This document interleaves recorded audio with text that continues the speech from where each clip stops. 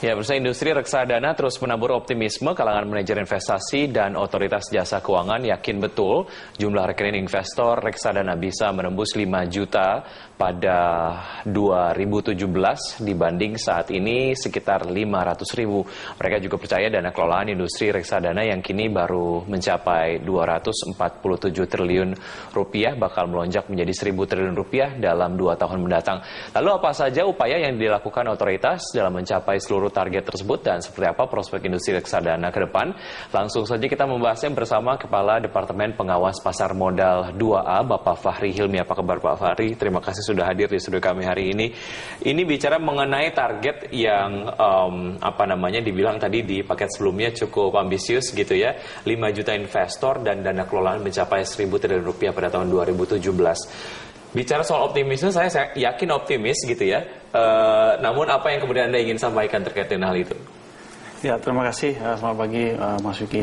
Terima kasih sekali sudah bisa tampil pada kesempatan hari ini. Saya kira kuncinya adalah bagaimana kita membuat produk ini dekat dengan investor. Kalau kita lihat 5 tahun pertama produk reksadana diluncurkan, itu reksadana dibeli langsung kepada manajer investasi. Kita tahu manajer investasi kebanyakan berkantor di Jakarta dan kantornya terbatas. Nah, dalam 14 tahun ke belakang, mulai dari tahun 2001, itu reksadana bisa dijual di perbankan. Jadi seluruh ATM-ATM di seluruh Indonesia yang sudah kita, atau kantor-kantor cabang bank yang di Indonesia itu bisa menjual reksadana.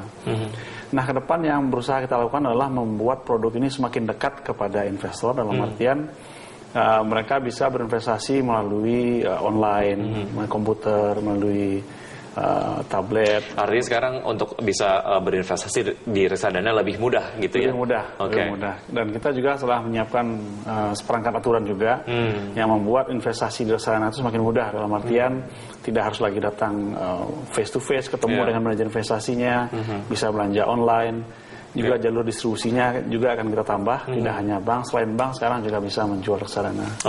Ya, targetnya sudah dipasang gitu ya, kalau kita bicara mengenai strategi lah ya, untuk bisa merealisasikan target tersebut apa saja Pak Fahri? Targetnya, kuncinya itu adalah ada jalur distribusi. Ya, kita tahu selama ini kalau orang harus beli reksadana, mereka harus pergi ke kantor-kantor cabang bank. Nah, dengan membuat produk reksadana ini lebih dekat ke investor, saya yakin pertumbuhannya akan quantum leap ya. Kalau kita lihat middle income class kita udah 60 juta orang lebih, dan kemudian juga pengguna jasa internet di kita itu juga sudah lebih 65 juta orang. Ini target 5 juta sebenarnya cukup relatif kecil sebenarnya. Kalau kita 10% saja dari orang yang bisa akses ke internet sekarang bisa bertransaksi di reksadana, itu sudah 6 juta lebih. Jadi sebenarnya target yang kita pasang adalah target yang cukup realistis. Syaratnya tentunya adalah kita bisa membuat produk ini benar-benar dekat dengan investor, dan juga salah satu kuncinya juga adalah infrastruktur dari produk ini. Nah, bicara infrastruktur, kita juga sedang menggarap apa yang kita sebut sebagai Fundnet.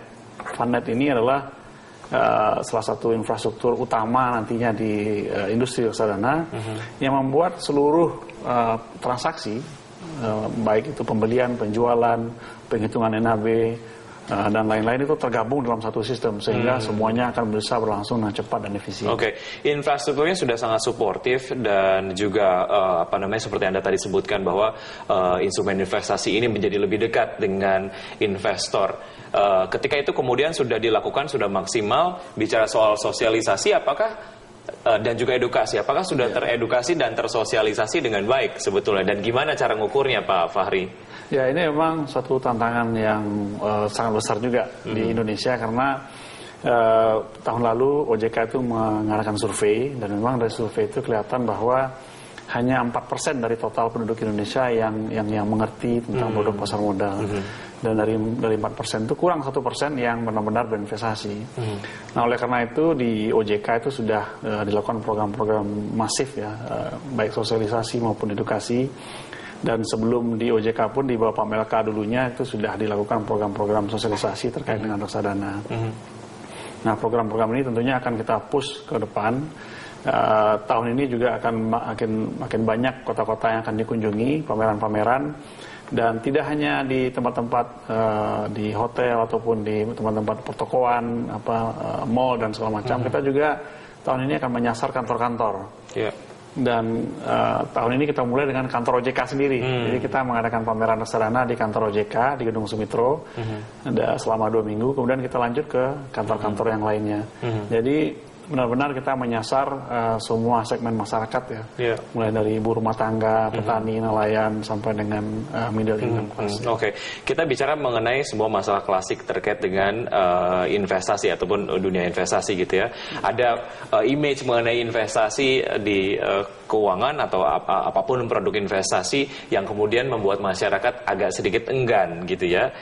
Kita bicara mengenai kebijakan ataupun mungkin perlindungan katakanlah supaya memang investor ketika sudah tertarik dengan reksadana, mereka kemudian cukup yakin, cukup percaya bahwa ini menjadi satu hal yang menguntungkan dan juga aman dan terlindung dari aktivitas fraud. Ya memang kalau kita lihat sebenarnya kalau antusiasme masyarakat untuk investasi itu cukup tinggi. Bukan hanya di investasi di keuangan ya, bahkan investasi di produk-produk lainnya pun bersemangat. Sampai batu akik pun orang tetap juga mau berinvestasi. Nah sekarang dalam investasi keuangan tentunya OJK juga sebagai regulator menyiapkan seperangkat aturan dan juga mekanisme di mana kepentingan investor itu dilindungi, baik dari awal pada saat mereka pertama investasi maupun sampai mereka juga kemudian menjual aset investasinya. Jadi seperangkat kegiatan kita sudah siapkan dan memang ini kita lakukan secara berkala dari tahun ke tahun.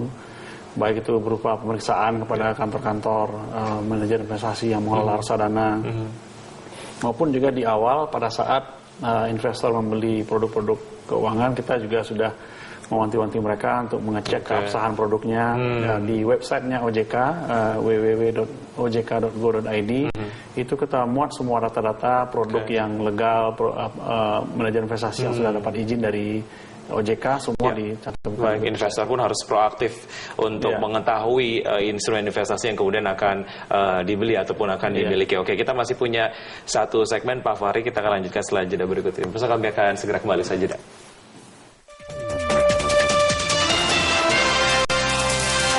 OJK sudah kemudian maksimal untuk mendukung tercapainya target 5 juta investor dan 1.000 triliun dana kelolaan di tahun 2017.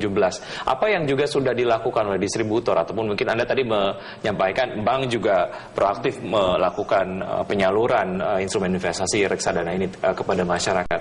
Seberapa gencar aktivitas yang sudah dilakukan oleh distributor, Pak Fahri? Sebenarnya distributor bank kita itu luar biasa ya, karena sekarang ini sebenarnya 95% dari total kegiatan pemasaran kita itu dilakukan oleh bank.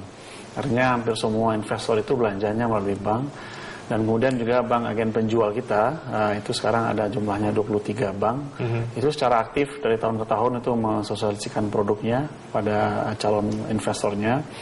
Dan juga mereka terlibat aktif dengan Asosiasi Pengelola Reksadana Indonesia dalam setiap kegiatan edukasi maupun sosialisasi.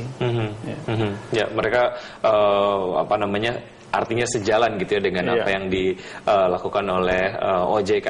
Baik, kalau kita bicara mengenai reksadana konvensional dan juga reksadana syariah, sejauh ini pertumbuhannya, update-nya seperti apa, Pak Fahri?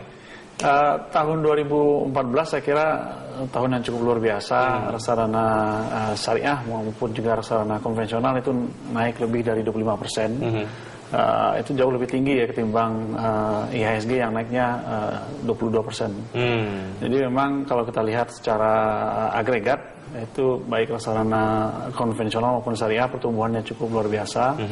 Dan juga dari sisi jumlah naiknya juga cukup luar biasa.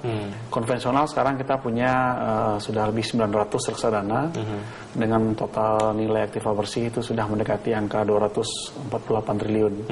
Sementara di syariah sendiri kita sudah punya 74 reksadana syariah dan nilai aktiva bersihnya 11,8 triliun rupiah. Oke. Ya. Apa yang harus dilakukan sebetulnya oleh investor yang kemudian mulai cukup tertarik dengan reksadana? Tadi Anda menyebutkan sebaiknya meng-cross check fund manager atau mungkin pengelola lah ya dari reksadana tersebut supaya memang tahu apakah ini masuk blacklist atau tidak gitu ya melalui websitenya dari OJK. Supaya memang bisa merasa aman dan nyaman ketika mengkoleksi reksadana sebagai instrumen investasinya? Saya kira hal terpenting di dunia investasi itu adalah pemahaman bahwa investasi yang memberikan hasil yang tinggi itu biasanya juga diikuti dengan risiko yang tinggi. Jadi high return diikuti dengan high risk. Dan biasanya juga produk investasi yang memberikan nilai investasi yang relatif rendah, biasanya risikonya juga rendah.